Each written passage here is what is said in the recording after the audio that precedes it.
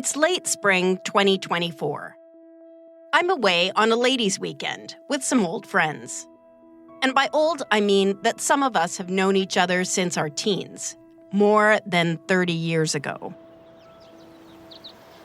My girlfriends and I are staying at Tynamara, which is Gaelic for house by the sea. This place is a bit of an island institution. It's been around since 1946. We're staying in a rustic log cottage, surrounded by Douglas fir, cedar, and arbutus forest.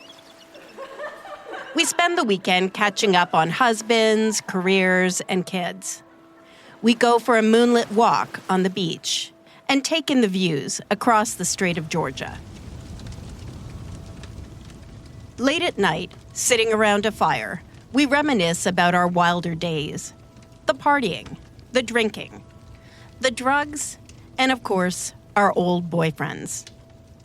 That's when one of my friends starts talking about my podcast. She is haunted by the high school pictures of Cheri, Kimberly, and Melissa. She tells me how she can see herself and the teens she knew in those images. We talk about just how easily the fates of these girls could have been our fates. Cheri, Kimberly, and Melissa never had a chance to grow old, to have the lives we've lived for the past 3 decades. I fall asleep picturing the 3 teenagers together, walking on the beach. Another climb, another fall, another try, another call. You made your choice to be alone. You had the chance to change it all. Another moon, another sun. You drop your petals one by one. You shut the roses with your gun. You didn't stay, you chose to run. I'm not mad, I'm just sorry. I couldn't make you feel safe. I will give you space, don't you worry. I will learn how to dance in the rain. I'm Laura Palmer, and this is Island Crime Season 6, Sweethearts, Episode 9.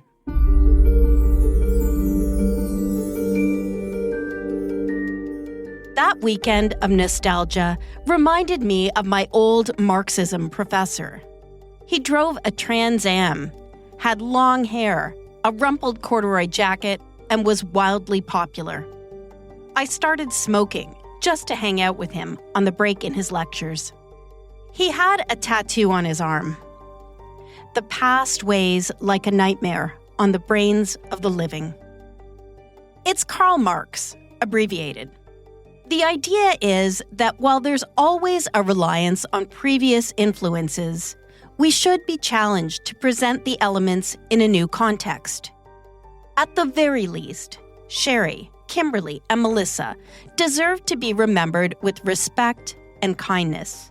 And of course, I'm also hoping the renewed interest in their cases could yet spark fresh leads. Now, don't be alarmed. That's it for Marx. This is true crime, not poli-sci 101. Still, since the series first dropped, I have been getting schooled on a few areas related to the series. And I'm on to some possible new leads. This is the first of a 2-part update to the original Sweethearts series. I want to get this part out as quickly as I can manage. The second part will take a little longer to knit together. But please keep following along. I've just recorded some significant new interviews you'll want to hear.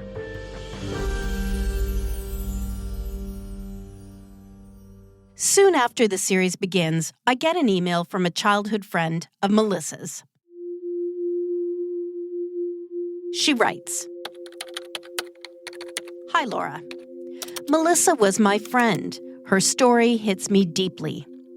Thought I would share this photo that shows her as a vibrant, beautiful, funny, and caring child. The picture she sends along stops me in my tracks.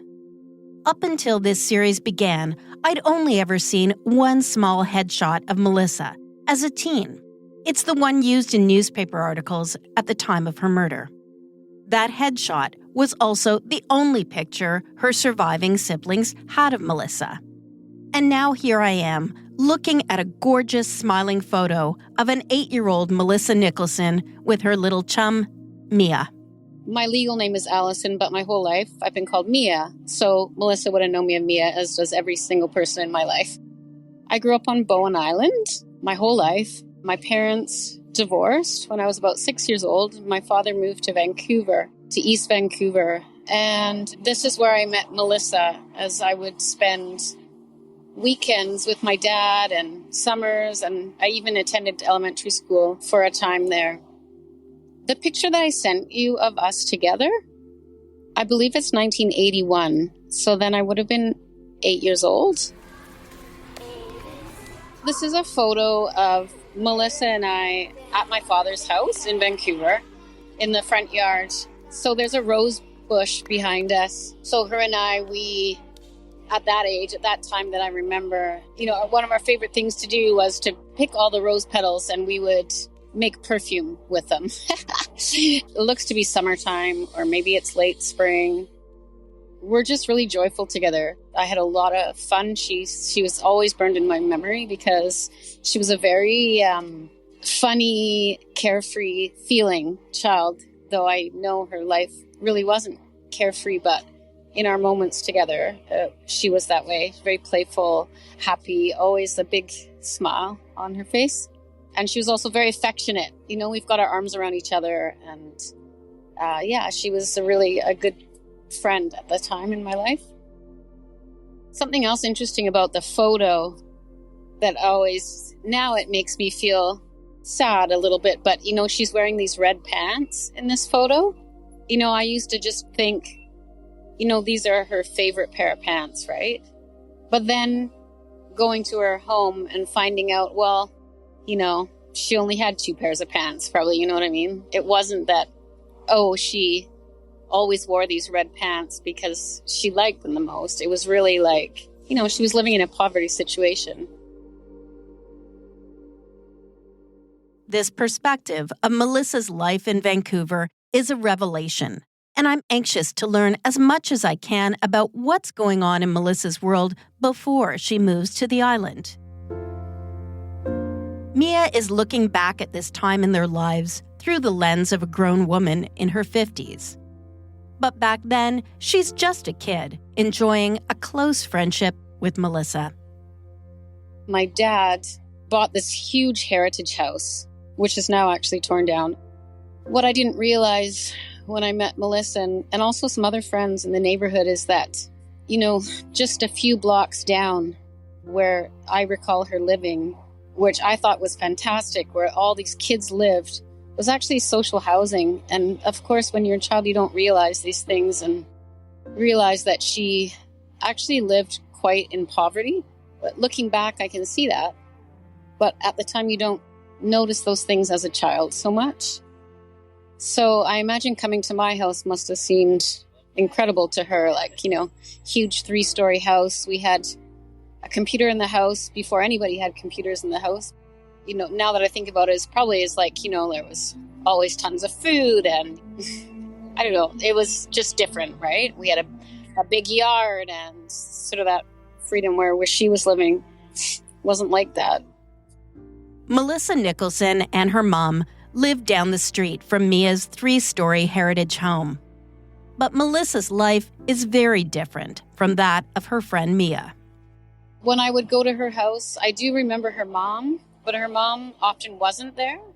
A clear thing I remember is it was the first time in my life visiting her where I ever tasted bologna. I didn't even know what bologna was. I had grown up with hippie parents, sprouted whole wheat bread and alfalfa sprouts. And so I thought it was fantastic. She had bologna sandwiches and like Kool-Aid. I never had that ever before. I thought her life seemed so fun to me. But she was, she was alone a lot in that house. I remember her mom kind of as this sort of figure, but she wasn't there a lot. When I spoke with Melissa's little sister Jasmine, she had wondered whether Melissa had an opportunity to learn about her Indigenous heritage. And it turns out Mia believes this was an important part of Melissa's childhood. One thing that stands out I will always remember about Melissa is she was a jingle dress dancer and she loved it. And she was going to perform at the Hyatt Regency and she was very excited about that. She seemed very connected to her culture and very proud. I knew that that was what made her most joyful. Mia has an excellent memory of this time in her life with Melissa. She even recalls the name of the Vancouver hotel where Melissa was performing, the Vancouver Hyatt Regency. I dig up an ad for a big Indigenous arts and crafts trade show in 1983 held at the Hyatt. I'm trying to see if there's any images or even video of the event. I learn that the jingle dress dance is a relatively new tradition for First Nations in the US and Canada. And it's not just a performance. It's medicine. The dance is believed to have healing powers. The origins trace back to the Ojibwe in the early 1900s. The story goes that a medicine man's granddaughter fell ill. In a dream, the spirit guides tell him to craft a jingle dress. They say the dress will heal the child when she dances in it. If you've never seen a jingle dress before, they're made of colorful fabrics. And for adults, 365 little metal cones. They hang about an inch apart, and they clink together as the dancer moves. The dresses for adults can weigh up to 50 pounds. Now, Mia never got to see Melissa dance in her jingle dress, but she's holding out some hope that a video might be out there somewhere, and that perhaps one day there will be a ceremony for Melissa where jingle dancers will perform in her memory. And so to me, it's like, she was a person that was important in my life at a young child time in my life. And what does that mean? I don't know. It means a lot to me. And reading about her and listening to the podcast is super emotional to me. It makes me really sad because she was just this amazing, bright spirit of a person, Island Crime is a true crime podcast. But it's also about history and legacy and the community that can come together around trauma. At its very best, I hope there can be some healing too. Now that's pretty lofty stuff for a humble little podcast in a small town here on the island. But hey, it's good to dream big, right? The stories of Kimberly Gallup, Melissa Nicholson, and Cheri Smith are touching many listeners. I've heard from so many people who want to talk about the series. Here to help me share some of these messages and answer some general questions, I've invited two of my colleagues at the Frequency Podcast Network. Jordan Heath-Rawlings hosts the Big Story podcast, and Stephanie Phillips is a showrunner. Hi, all. Hey, Laura. Hey, Laura. How's it going? It's going well. Thanks for coming on the show. I'm always happy to do these updates with you and hear what's been going on since the episodes that I listened to. So this is great. I'll ask you, the first thing I always ask you after the conclusion of a season is, have you heard and what have you heard from the families of the victims you profiled? Yeah, I think you both know that I always want to ensure I handle these cases with care and that the families feel supported along the way. And a goal of this particular series was to really bring that humanity and dignity to the stories of these three girls. And I did that by including perspectives from people who knew and loved these teenagers in life, including their families and their friends. So here's a response I got back from Kimberly's mom, Barb, who you may recall was reluctant about the whole thing at the beginning. She got back to me after learning that Kim's friends wanted her to know just how loved her daughter was. Steph, can you read this for us? Yeah, for sure. Always happy to help. It was very heartwarming to know that she had some good people around her in her last few days on this earth. It does help knowing that she had some caring friends who loved her and cared for her and still care and remember her all these years later. I've also stayed in touch with Melissa's siblings and stepmom, and they tell me that the work is bringing some clarity about Melissa's life and death. Then they were really happy to see that picture that Mia talked about off the top of this episode. I was able to share another picture with them as well. Prior to all of this, they only had that one headshot of Melissa. And that was really quite hard on them, not having those images of her, from her younger life and also as a teenager. So a local TV station here on the island, Check TV, did a story about the podcast. And while they were doing that story, they turned up some archival footage from the time of Melissa's murder. And that included this beautiful photo of Melissa standing on a ferry with her hair blowing in the breeze. And so now her family has that image as well. Cheri's family encouraged me to keep them posted, but they are very private at this point in their lives, and I respect that. I remember in this series, you said that you were going to share the suspect description and the sketch from the man who was last seen with Kimberly Gallup at the Colony Motor Inn on the Island Crime Facebook page. I know sometimes when you do that, you get leads. Did anything come of that? Yes, a lot, actually. I had a number of people get in touch suggesting the man in the suspect sketch looked like someone they knew, someone they thought could be capable of some kind of violence. I don't know if there's anything to connect any of these men to the cases, but you never know, and I appreciate all the leads and will continue to chip away at the case. I will say my listeners are incredibly helpful. Some were trying to track down the make of the ski jacket the man is described as wearing that night. And another listener created AI-generated images to try and age the suspect description. And you really never know what's going to jar a memory, so I do appreciate all of that. And probably most interesting is I heard from a woman who was working at the Colony Motor Inn that night. She was at the front desk. Now, she clearly remembers renting out the room Kimberly was murdered in that night to a man who does not match the suspect description. So I've recorded an interview with her, and I'm going to update the series and include that information as well. So what else about this season, then, has either struck a chord or is still sitting with you or the audience now that the season is wrapping up? So much. And it's true. The original 8 episodes are wrapping up. But really, in some ways, I feel like it's kind of ramping up for me at this end. There's so much information coming my way.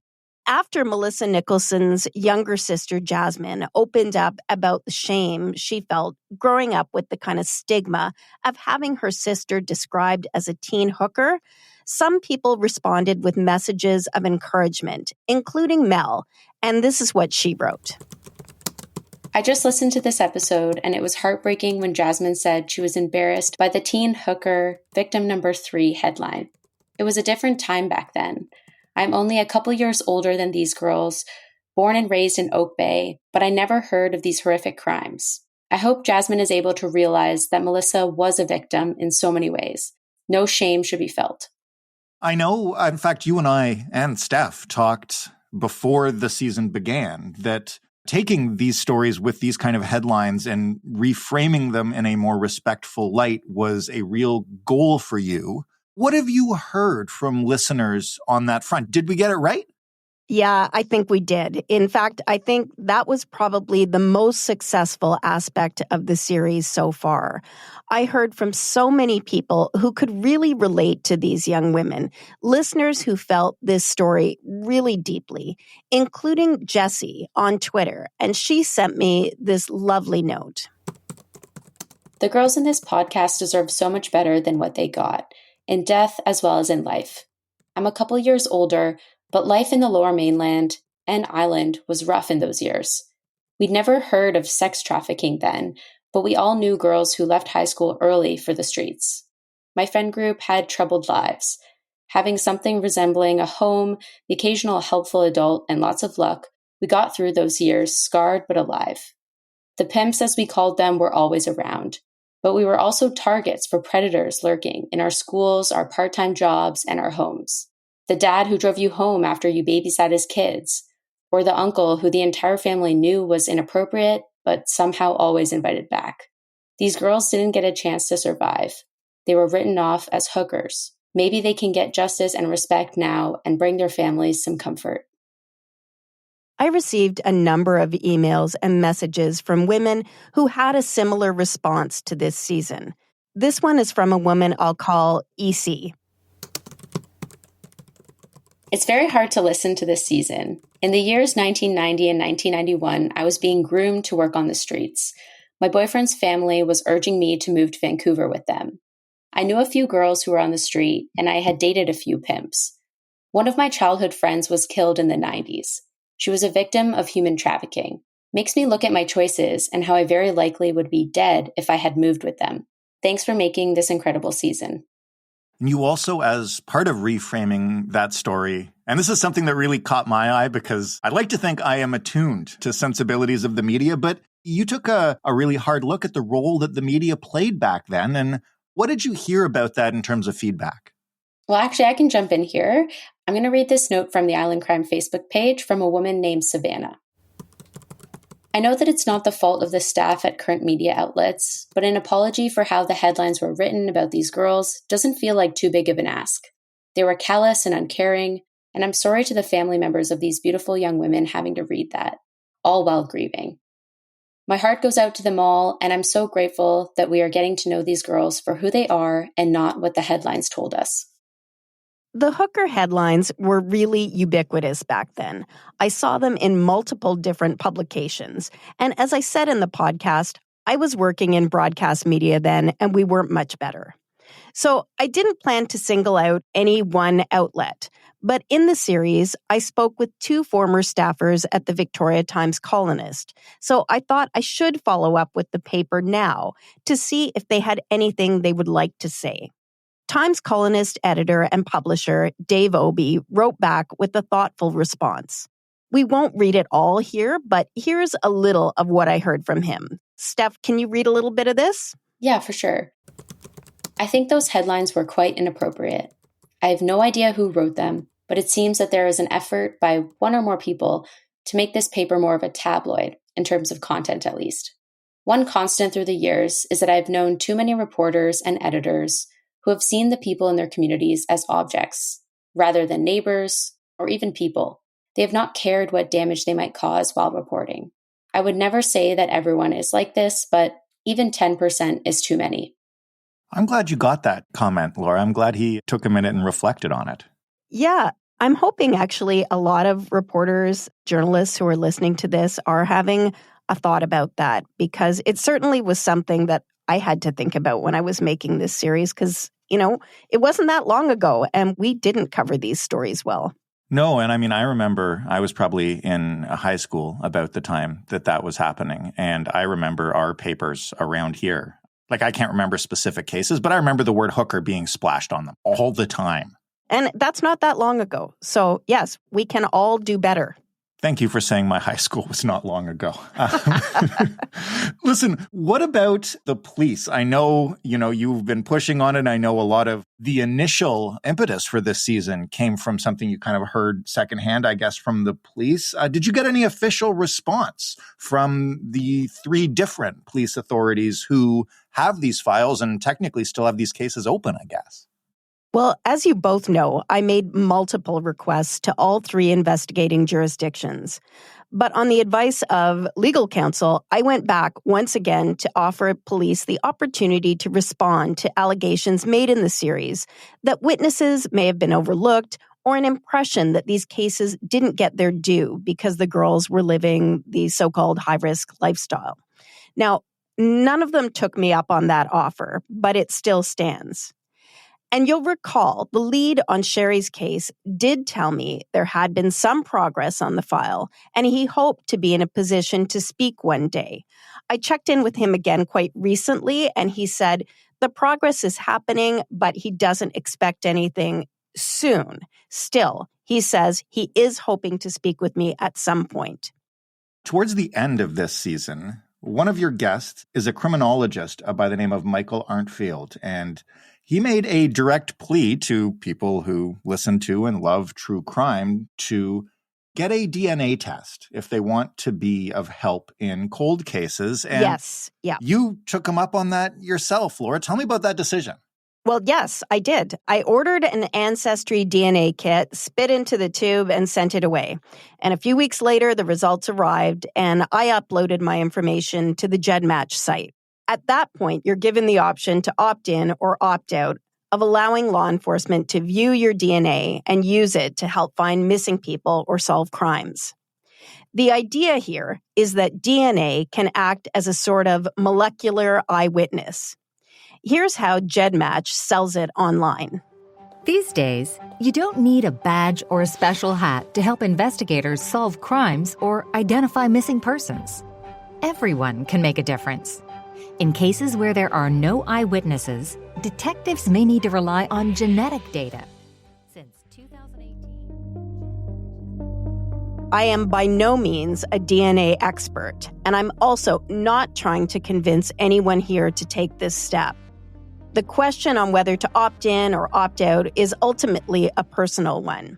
Does the opportunity to resolve investigations and help other families outweigh the potential privacy risks? That's a question I think people just need to reflect on their own. I wrestled with it for a while before ultimately deciding that yes, for me, it was the right decision. This is clearly huge for cold cases, so I have no doubt that I'll be returning to this subject in future episodes. Let's talk about just the overall impact and success of the season itself. I know everybody here at Frequency, at Rogers in general, top to bottom, was incredibly impressed with the audience response. And listen, you know, and I know, and everybody up to the top knows that this podcast hit #1 in the country on Apple Podcasts. That's not easy to do, Laura. No, and, I think particularly given that there was a feeling that these stories were kind of overlooked or poorly told at the time, it was really meaningful to have that happen. And of course, it's also the wider the audience, the more public pressure, and the greater possibility someone who knows something will come forward. And when NBC Dateline tweeted a welcome to the true crime neighborhood, I will admit I felt pretty proud of the work, much of which is recorded under the stairs where I am right now in my home in Port Alberni. You're playing with the big boys now. Yes, from under the staircase.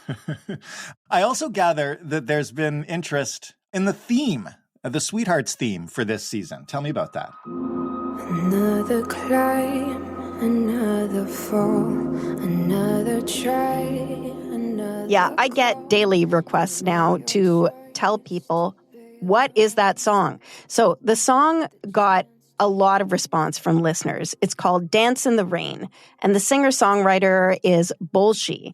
She's originally from Luxembourg, but now lives in the U.S. I'm a fan now. I'd never heard of her before, but I follow her on Instagram, and she has a new cut, which if you like Dance in the Rain, you'll probably like this one as well. It's called Hope It Kills You, and it also has a great anime video, which I've posted to my Island Crime Facebook page as well.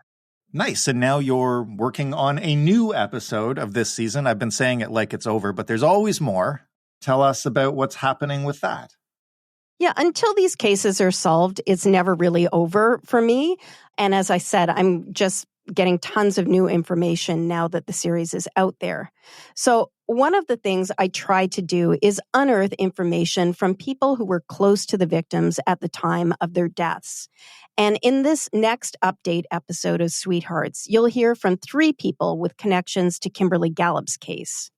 I tracked down a man who was a major pimp in Victoria at that time. He knew Kimberly and offered a very frank opinion of what went down. And as I've mentioned, I've spoken to the woman who was at the front desk at the Colony Motor Inn the night Kim was killed, and she has some potentially important information, so I'll include her perspective as well. I also interviewed a woman who knew Kimberly well as Kim's boyfriend Isaac and Kimberly's pimp Dale. This source was very much part of that whole scene in Victoria back then, and she shares a detailed view of what the sex trafficking of Kim and the others looked like. Here's her very last memory of seeing Kimberly Gallup alive. She was young. She was 2 years younger than me, but she was quite young. I just remember her being really, really nice. And the last thing I remember or seeing her was she was in the back of our Nova. We were going to Vancouver. We were bringing her over with us. She had a couple of kittens with her, and she was in the back seat playing with the kittens. And we were just talking about, she was just looking forward to going to Vancouver. And that was the last time that I saw her. There is some, excuse my language, there's shit that went on in Victoria that if I had written a book about it, people would have thought it was fantasy and just made up stuff. Okay, that all sounds amazing and exciting, and I can't wait to see what you turn up. Go get to work, I guess. I will do that. Thanks, guys. Thank you. No problem, Laura. Anytime. Now, I mentioned an old professor of mine at the start of the episode. The late, great Professor Nutbrown used to say something along the lines that politics is little more than standing up for those who are unable to stand up for themselves.